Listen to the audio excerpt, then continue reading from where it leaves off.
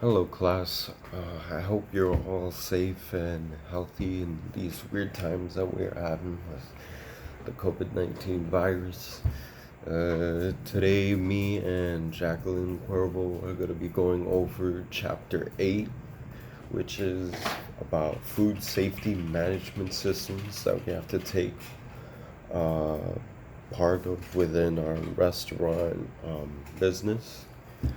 To start off, we're gonna talk about the blue skies scenario where they accidentally put contaminated eggs within the dressing that they were serving out to people, and with that, they got 30 people sick.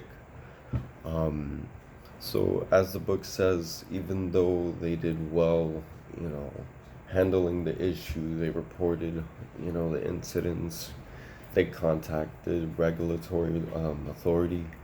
They identified the issue really quick and they corrected that issue really, really quick as well. Um, and the reason why Blue Sky's health inspection didn't change or face anything is because they didn't really have anything prior to that situation and they handle it well. But although they did well in handling the situation, um, they could have probably done something better with the management sort of part of the operation, in the sense that maybe somebody let something slip by, they didn't notice something, they didn't clean something very well, and all of this has to do with the management.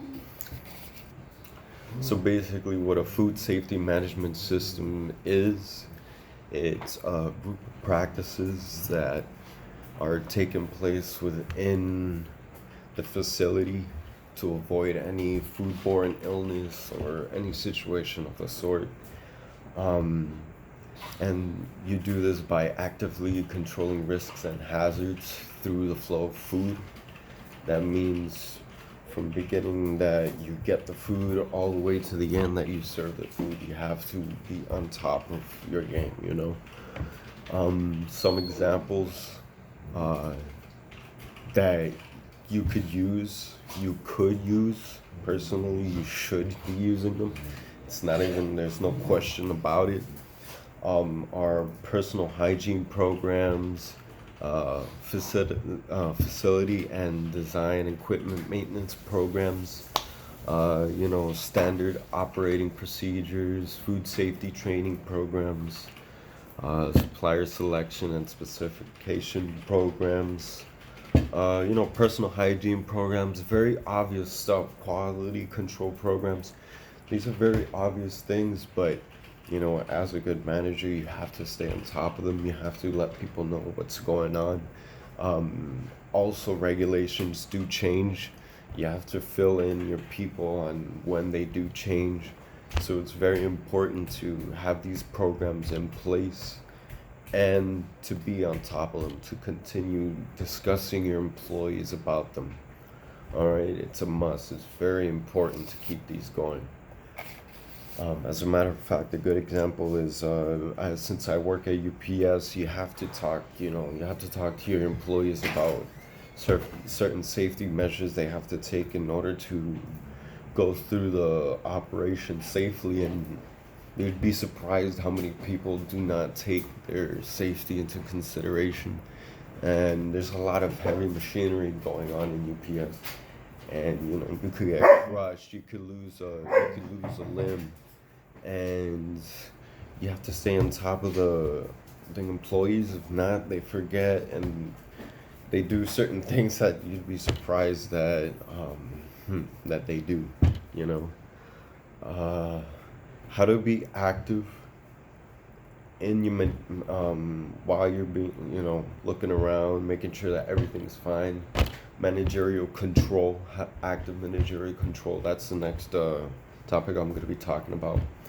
There are 5 common risk factors that we learn early on in the book.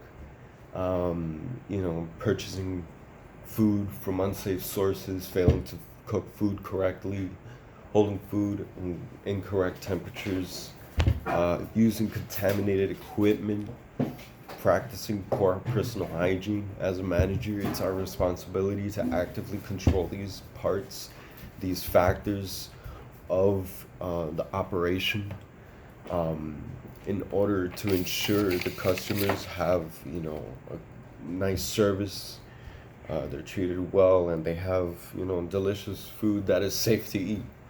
Um, Training programs, I apologize. There are many ways to achieve managerial control through simple tools such as training programs, manager supervision, walking around, making sure everything is fine. Ask your employees how they're doing. Um, and the incorporation of SOPs. You could also go through more complex solutions such as hazard analysis critical control point program, or HACCP, which will be explained more in depth later, as Jacqueline will be talking to you about it. Um, that is all from my part of the presentation. I hope you guys enjoyed it, and I'm gonna move it on into Jackie's part of the presentation. I hope you all have a wonderful day. Stay safe, um, stay blessed, and take it easy, guys.